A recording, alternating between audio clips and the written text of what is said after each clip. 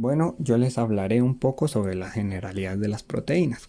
Y pues estas proteínas son biomoléculas que se forman por carbono, hidrógeno, oxígeno y nitrógeno, entre otras más.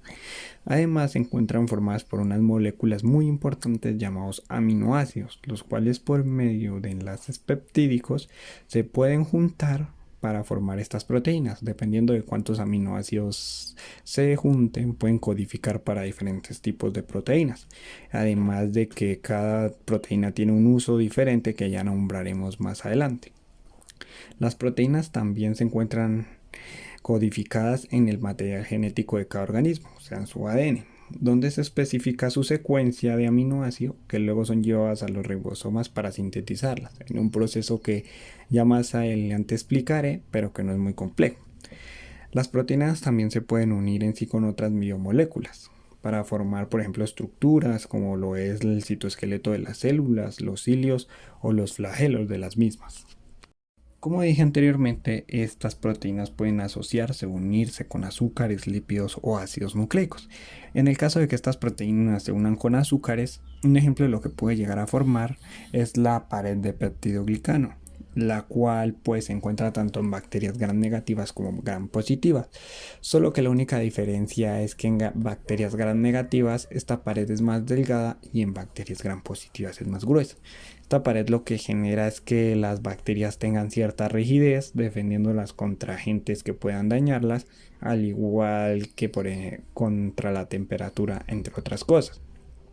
Otros usos también de esta pared de peptidoglicano que pues no son muy nombrados en sí es por ejemplo darle rigidez a varias estructuras que se encuentran en la célula, como por ejemplo pueden ser los flagelos, los cuales son los encargados de darle movimiento a la célula, pero para poder llegar a generar este movimiento deben estar anclados de una forma firme a la misma, y la pared de peptidoglicano se encarga de ayudar en esto.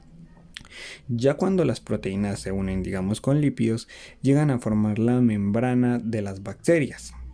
Algunas proteínas se encuentran en bastantes cantidades en estas membranas, como en el caso, por ejemplo, de las porinas, las cuales son canales de proteínas que permiten el paso de sustancias al interior de la bacteria, como por ejemplo es en el caso de la difusión pasiva. Además, estos canales son específicos para diferentes tipos de proteínas. Ya cuando las proteínas se unen, digamos, con ácidos nucleicos, pueden llegar a formar los famosos ribosomas, de los cuales ya hablaremos más adelante porque tienen una función muy importante para las proteínas. Otros usos que también pueden tener las proteínas en las bacterias es creando puentes en los cuales, por ejemplo, en las bacterias gram negativas, ayudan a que los lipopolisacáridos puedan salir a la membrana externa. Otros sitios donde las proteínas también se encuentran es por ejemplo en las esporas, que estas esporas son liberadas de algunas bacterias que ven que su entorno es bastante desfavorable y que van a morir, y deciden pues preservar la especie liberando estas esporas. Pero estas esporas, para poder sobrevivir en estos entornos, pues tienen la famosa pared de peptidoglicano que les ayuda a resistir y poder preservar esta especie. También las proteínas se encuentran, por ejemplo, en cilios y en flagelos, como dije anteriormente, y estos están formados de proteínas muy esenciales para poder generar el característico movimiento de las bacterias. Aunque pues dependiendo de la bacteria puede tener diferentes tipos de flagelos, como por ejemplo pueden ser monótricas, lofótricas, anfítricas o perítricas, pero todos sus flagelos están formados con proteínas. También los micoplasmas, que son bacterias bastante pequeñitas y raras, poseen proteínas, y estas proteínas los que les permite es adherirse a distintas superficies. También se encuentran las proteínas en las poderosas cápsulas de las bacterias, que esto lo que generan es defensa, dándole defensa a las bacterias, y se encuentran formadas de proteínas y azúcares. Y pues ya sabiendo estas pocas cosas nos damos cuenta de lo importante que son las proteínas para las bacterias. Mejor dicho, sin proteínas muchas bacterias no podrían moverse, muchas bacterias no tendrían defensa, muchas bacterias no podrían tener este medio de preservación como es en el caso de las esporas. Pero pues, ¿cómo es que se originan estas dichas proteínas? Pues ya resolveremos la incógnita que dejamos anteriormente, el cual es el uso de los famosos ribosomas. Estos dichos ribosomas de los que hemos estado hablando cumplen una función muy importante en la síntesis de estas proteínas, que son una especie de pasos que deben llevar a cabo para que estas proteínas se puedan pues producir. Para eso iniciamos con la transcripción, que es el momento en el que el ADN de la bacteria se abre en cierto sitio, permitiendo que una molécula pueda entrar y pueda copiar este material genético convirtiéndolo en ARN. Así como dijimos anteriormente, las proteínas se encuentran codificadas en el material genético de las bacterias. Es como si el material genético dijera: yo necesito esta proteína, venga, me abro, venga molécula, copie el ARN y empiecen a producir las proteínas. Ya luego seguimos con la traducción, que es cuando este fragmento de ARN es llevado a los ribosomas para empezar a producir esta proteína. Pero estos ribosomas se debe unir una subunidad mayor y una subunidad menor, como si fuera una especie de hamburguesa, donde en el medio se encuentra el fragmento de ARN. Ya un codón de inicio da la señal de que empieza el proceso para producir proteínas, y pues se va agregando aminoácidos de acuerdo a lo que el fragmento de ARN vaya pidiendo. Ya al final aparece un codón de parada que da la señal de que la proteína que se necesitaba ya está creada, y pues entonces se liberan los ribosomas y esta proteína pues es llevada donde la bacteria requiere.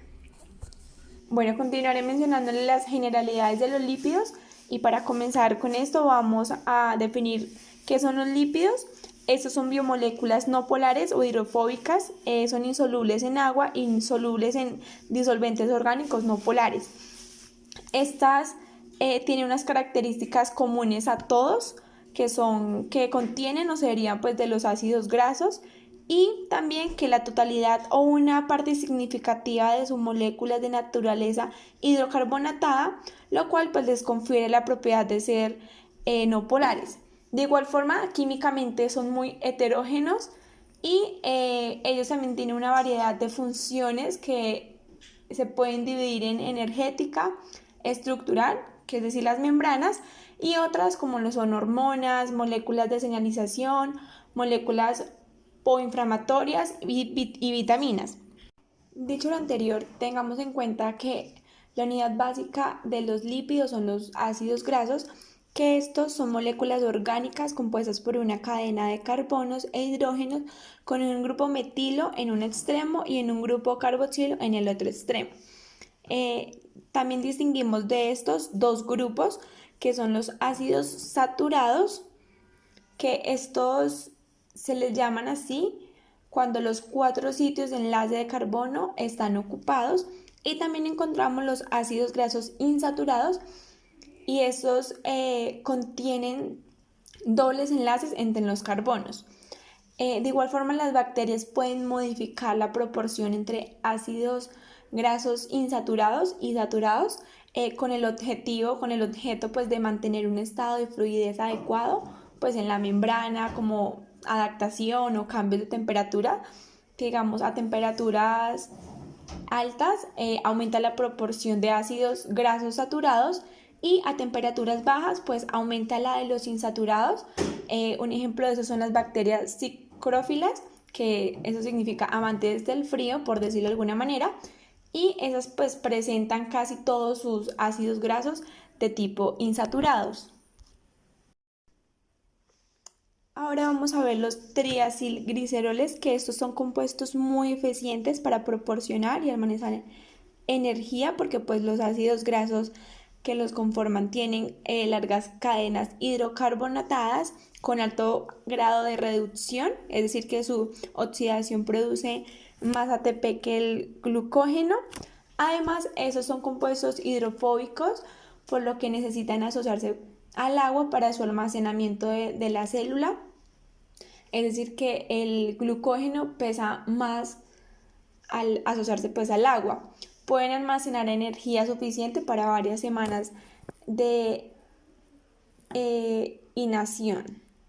Bueno, también para su transporte y almacenamiento, estos tres ácidos grasos se unen al glicerol, un alcohol que tiene tres grupos hidroxilo formando triglicéridos, Y también el grupo carboxilo de cada ácido graso se une pues por enlace éster a uno de los grupos hidroxílico del glicerol. Lo más frecuente es que pues el triacilglicerol contenga diferentes ácidos grasos en cada carbono del glicerol.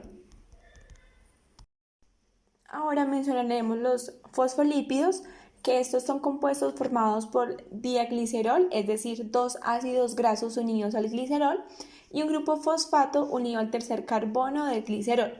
Bueno, en la mayoría de los fosfolípidos al grupo fosfato se une una base y pues esta es usualmente nitrogenada.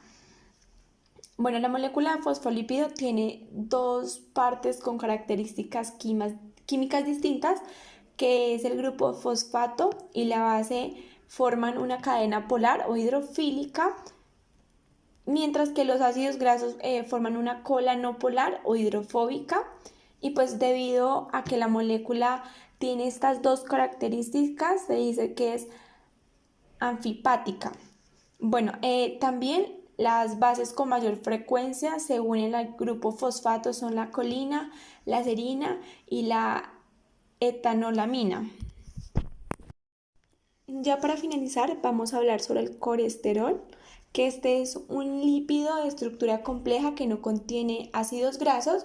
Este pertenece al grupo de los esteroides. Su estructura tiene 27 átomos de carbono que forman 4 anillos y una cadena de carbono. Entre las principales funciones del colesterol encontramos que es un componente de las membranas. Se intercala entre los fosfolípidos para impedir que se agreguen y se formen cristales y así brindando y proporcionando fluidez a la membrana. También encontramos que es un precursor de hormonas esteroides como lo son el cortisol, estrógenos y vitamina D, entre otras.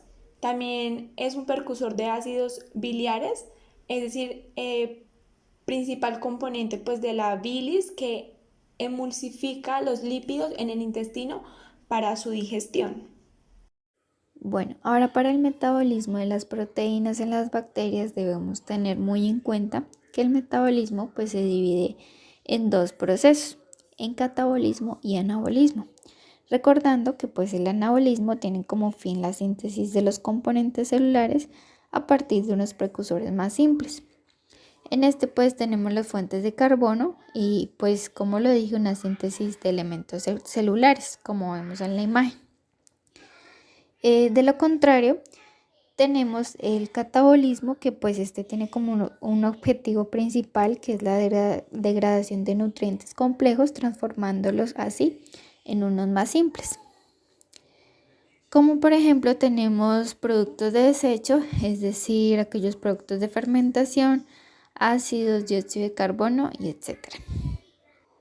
Continuando con las enzimas, que son unas proteínas especializadas y capaces de transformar químicamente a una molécula, estas actúan sobre una sola molécula, como lo dije, y así pues es como si fuese una llave en una cerradura.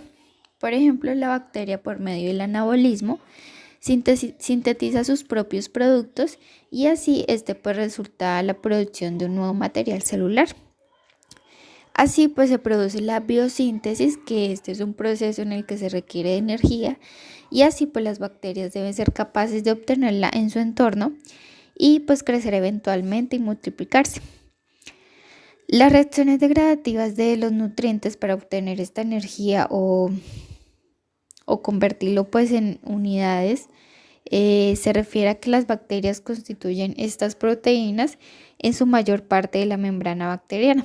Normalmente tienen entre 200 proteínas en una misma bacteria, ¿no? Y pues la composición de estas proteínas varía según la condición pues de su cultivo. Dentro de las proteínas poseemos dos grandes grupos que son las proteínas integrales y proteínas periféricas. En las proteínas integrales a grandes rasgos pues podemos evidenciar de que estas forman gran parte de la membrana permanentemente. De lo contrario pues las proteínas periféricas solo están relacionadas con una monocapa, es decir que no están tan adheridas como las proteínas integrales. Asimismo, dentro de las proteínas integrales tenemos las proteínas transmembrana. Dentro de las proteínas integrales también lo podemos llamar endoproteínas. Estas, como lo dije, pues están estrechamente unidas a la membrana y como tal pues atraviesan toda esta capa lipídica. Estas son muy difíciles de extraer y por lo tanto pues debemos usar algunos detergentes o disolventes orgánicos pues para la separación de sus lípidos. Estas proteínas se pueden desplazar pues lateralmente en toda la bicapa lipídica, pero pues no son capaces así como tal de rotar. Por esto es que presentan una determinada orientación o también polaridad.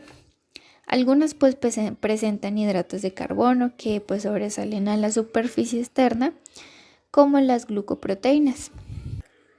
En el esquema de la parte derecha vemos que hay proteínas integrales y proteínas asociadas. En estas proteínas periféricas ya pues decimos que en este esquema las principales pues formas de estas proteínas son integrales y asociadas, como lo acabo de decir.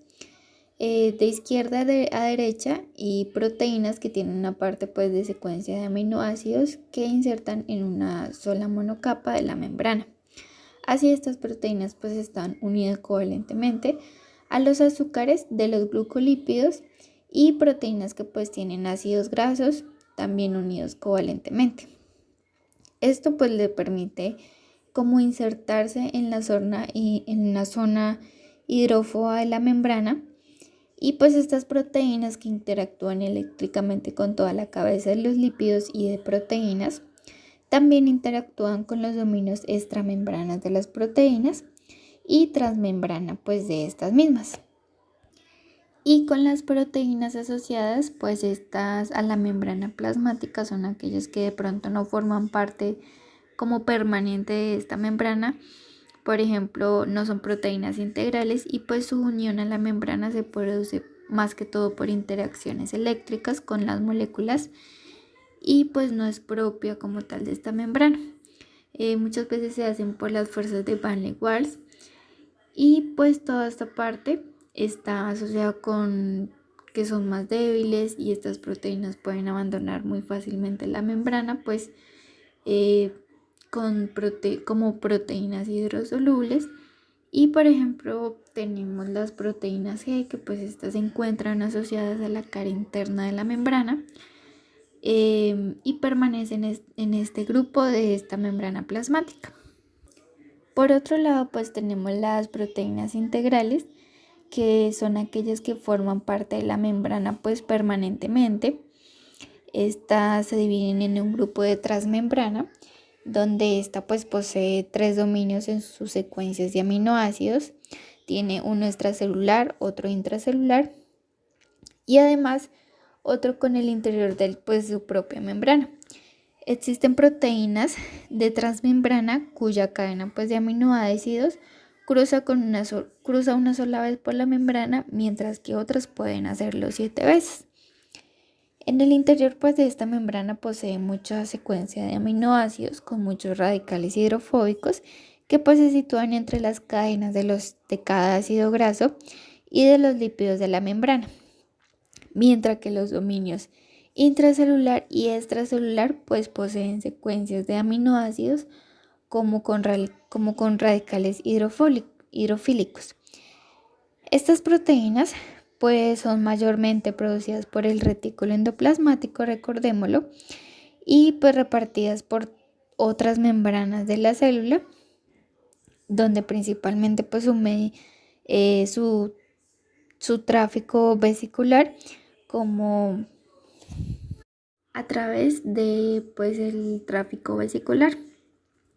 Muchas de estas proteínas transmembrana pues realizan su función como tal cuando se asocian con otros polipéptidos que también pues son integrales para formar estructuras oligoméricas. Esto quiere decir que pues más de un elemento. La función pues en sí es muy variada, pero pues podemos destacar de ella la adhesión que lleva a cabo por cada integrina o cada caderina, también pues el intercambio de los iones como calcio, sodio, potasio y entre otros por los lados de la membrana, como lo hacen así las bombas de iones, y pues posteriormente los canales de iónicos, que también pues permiten los gradientes que se hacen posible, como por ejemplo la síntesis del ATP. En este permanece el cruce de moléculas como la glucosa por parte de los transportadores. Algunas de estas pues participan en la comunicación como tal celular y actúan como receptores de las señales, con los que pues se reconocen los factores de crecimiento como neurotransmisores, hormonas y otros. Bueno, ahora a continuación pues hablaremos sobre la exportación de moléculas de la superficie en las bacterias. De esta manera pues poseemos tres sistemas, uno que es un sistema SEC, otro que es un sistema SRP y otro que es un sistema TAT. Dentro del sistema SEC, este pues es un sistema muy universal para la secreción de las proteínas, quiero decir, en donde aparecen pues los tres dominios de la vida, aunque pues con diferente cada uno de ellos, claro. Nosotros vamos a describir pues el caso como tal de las eubacterias. Estas proteínas secretadas pues se sintetizan como preproteínas dotadas por el extremo N-terminal en un péptido señal de de 20 a 30 aminoácidos. Dicha esta zona pues consta a su vez de un extremo N-terminal cargado positivamente, seguido pues de un estrecho hidrofóbico, y termina como una zona más polar y dotada al final del sitio que pues va a ser roto por la peptidasa. Y cuando pues aún está en el citoplasma la preproteína naciente se une a la proteína SECP, que esta es una chaperona específicamente de una ruta, lo cual impide que la preproteína se pliegue totalmente. La proteína SECAG, pues esta es como en forma de homodímero que reconoce como tal el complejo CB de una preproteína y lo traslada al complejo de proteínas de membrana SEC-YEC, de tal manera pues que tiene un canal interior de unos 20 a 30 A. Esto pues al parecer el canal consta de 3 a 4 complejos SEC-YEC, y ahora pues la proteína SEC-AG con un gasto ya mayor de ATP logra pues los primeros 20 y 30 aminoácidos de la preproteína que pues atraviesen el canal SEC, con lo que el péptido señal aparece como el lado exterior de la membrana. Bueno, una vez de que el péptido señal se asoma pues para otro lado de la membrana, es cortado en el sitio específico de la peptidasa líder, que esta pues ayuda a liberar al exterior la parte más madura de la proteína secretada. Por otro lado, tenemos el sistema SRP. Este pues es un sistema procariótico que es mucho más sencillo que el homólogo SRP, y esta pues se encuentra en la membrana del retículo endoplasmático en eucariotas. Este sistema en el extremo N-terminal de la proteína naciente es reconocido pues por una partícula reconocida de señal y conocida por sus siglas, como lo dije, SRP. Esta eubacteria consta pues de un pequeño ARN y una proteína. Una vez que esta SRP reconoce el extremo N-terminal de cada proteína naciente, pareciera como que provoca la detención momentánea de una traducción, y pues esta conoce a esa proteína naciente hasta el receptor de la partícula SRP a nivel de toda la membrana citoplasmática. Esto a su vez provoca la interacción de péptido naciente en el complejo SEC, que después será el que logre la secreción o la inserción de la membrana a la proteína madura. También tenemos el sistema TAT, que pues es un sistema que se empezó a caracterizar muy reciente, y solo se han descubierto en procariotas y en cloroplastos. pero no en mitocondrias ni en eucariotas. Esto pues se caracteriza por trasladar al exterior, o es decir, al espacio periplástico de las gram negativas, proteínas que ya en su configuración nativa, o en su caso, son dotadas ya como de sus cofactores o del grupo bolipéptida y pues cofactores como nucleotídicos. Todo esto quiere decir que a diferencia de las anteriores, estas proteínas se pliegan y en su caso pues se adhieren a los cofactores. Antes de trasladarse, este sistema se llama TAT debido a que pues reconoce la secuencia señal en la que existen las arginas, es decir, las gemelas, pues una continuación de la otra, y esto consta al menos de 3 tipos de proteínas: la TAT-A, TAT-B y la TAT-C. Varias de estas unidades TAT-A atraviesan a la membrana formando como tal una amplia y deja pues un gran canal de unos 60 Armstrong. ¿Cómo se logra el transporte a través de este agujero? Pues en la membrana, sin que se pierda nada su capacidad de barrera selectiva, pues es algo magnífico que se está investigando. Aminoácidos en las bacterias. Los interiores de las células están inundados con aminoácidos, y estos los podríamos comparar con ladrillos de construcción, pero serían pues como químicos esenciales de la vida. Si se interviene una de estas solas moléculas o ladrillos, la célula lo notaría. Hay investigaciones de científicos del Instituto Médico de Harvard que nos indica que a menudo los aminoácidos actúan como señales que pueden estimular la adaptación de las bacterias a cambios ambientales. Los aminoácidos pues serían entonces como ladrillos de construcción que forman las proteínas y que estos a su vez estarían formando la maquinaria biológica de todas las células. En el mundo moderno no se sabe por qué los D aminoácidos, que son los que están en las bacterias, son tan escasos. Se han nombrado algunas posibilidades como un evento aleatorio que se estableció la tendencia hacia la orientación hace millones de años atrás en el antepasado común de la vida moderna. Pero algo que sí se sabe es que cuando estos D aminoácidos están en el ambiente o son libres en el ambiente, cambian la manera en que las bacterias cercanas construyen sus membranas. Las bacterias están protegidas por una pared celular hecha de polímero, la cual es fuerte, elástica. A esta pared le podemos llamar peptidoglicano. Lo que determina es la forma que va a tener la bacteria. La inserción de elementos adicionales al polímero lo que va a permitir es que la célula se amplíe e inversamente. Entonces, cuando la célula deja de crecer, puede establecer la síntesis de peptidoglicano para conservar recursos. Entonces, es importante saber que los D aminoácidos sirven como el control de la producción de peptidoglicano, ya que estos lo que hacen es como alterar a las proteínas de construcción que están en las paredes de las células para que disminuyan la producción de y así su demanda disminuya. También debemos resaltar que los D aminoácidos de producción de peptidoglicano pueden actuar como moléculas de señalización entre células individuales o de una población.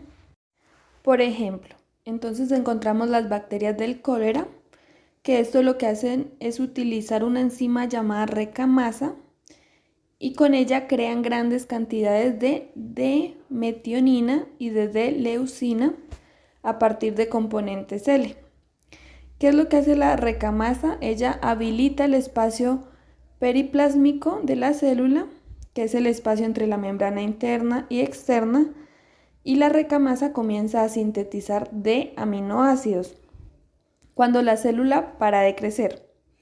Entonces tenemos que tener en cuenta que los D aminoácidos alertan a las proteínas de construcción de la pared para que disminuyan la producción de peptidoglicano dado que la demanda ha disminuido. ¿Qué pasa si no se llega a producir la recamasa?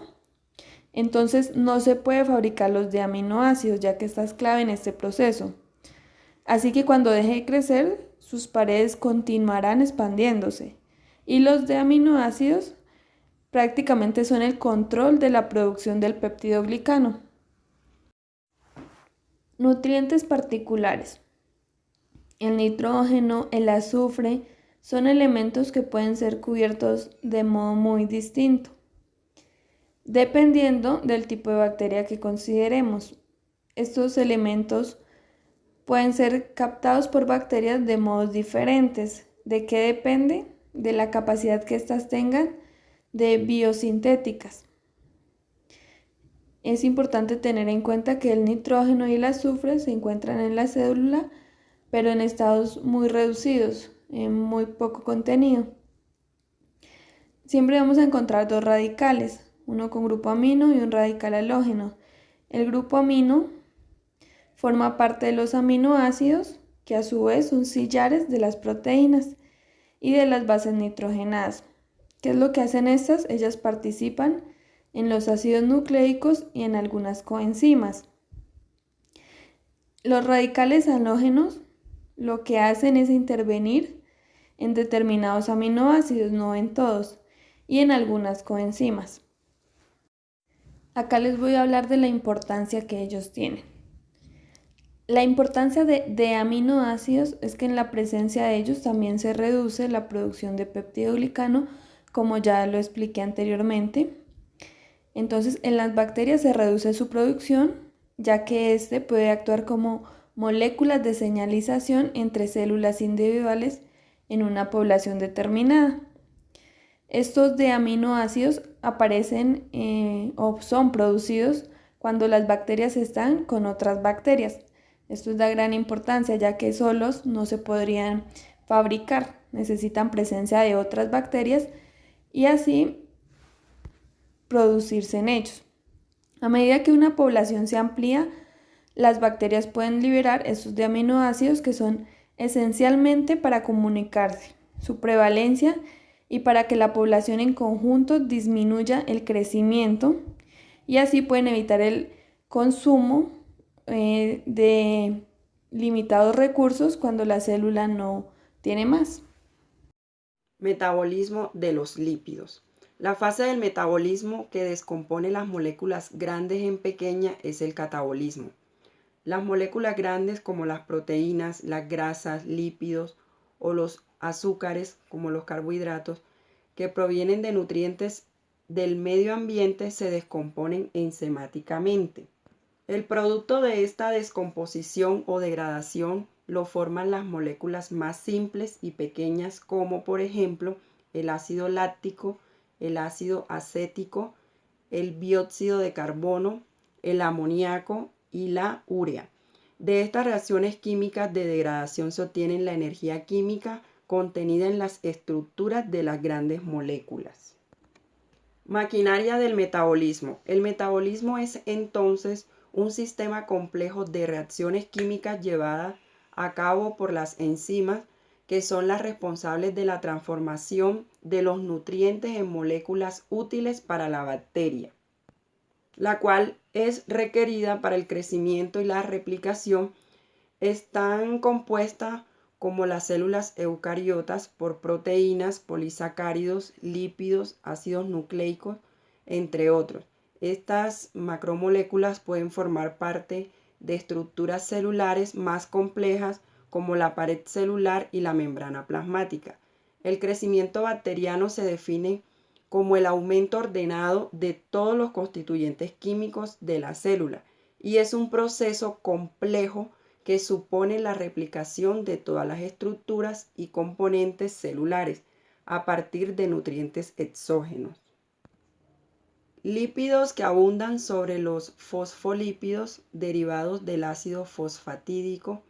Estos son la fosfatidiletolamina, la fosfatidilglicerol y la cardiopilina.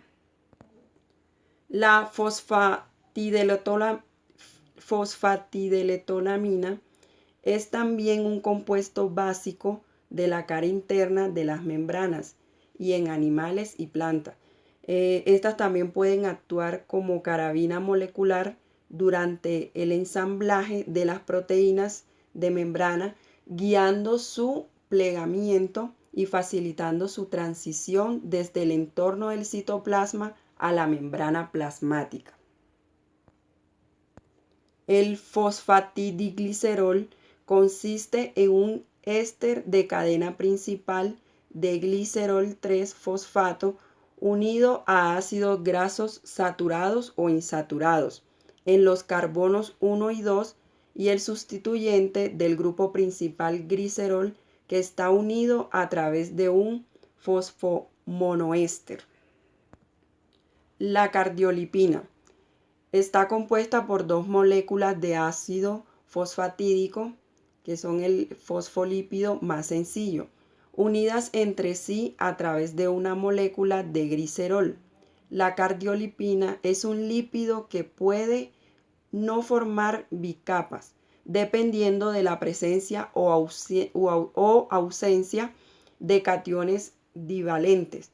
La cardiolipina es un lípido que se encuentra de forma exclusiva en la membrana bacteriana o en la membrana mitocondrial interna, donde constituyen alrededor de 20% de la composición lipídica de la membrana. También sabemos que en bacterias gram positivas, además, se encuentran los glucolípidos y los glucofosfolípidos. Más allá de su mala fama, las grasas o lípidos son componentes esenciales de las membranas celulares, de todos los organismos vivientes, y la síntesis de los mismos debe ser cuidadosamente controlada. Por ejemplo, organismos unicelulares simples, como las bacterias, remodelan la composición de los lípidos de membrana en respuesta a cambios ambientales que comprometen su supervivencia. La elucidación de las bases moleculares de estos mecanismos adaptativos es fundamental para la microbiología, incluyendo la microbiología clínica y la microbiología industrial. Las preguntas en nuestro laboratorio relacionadas al rol de los lípidos en bacterias fueron inducidas por la curiosidad en fenómenos muy básicos. ¿Por qué las bacterias no son gordas ni flacas? Es decir, cómo controlan la cantidad de grasa que sintetizan a pesar que ingieren nutrientes todo el tiempo, y cómo ajustan la cantidad de síntesis de lípidos en respuesta a la temperatura ambiente. La respuesta a estas preguntas nos llevó al descubrimiento de proteínas que controlan estos procesos. Basados en este conocimiento, ideamos nuevas estrategias para la generación de antibióticos, biocombustibles y plásticos biodegradables.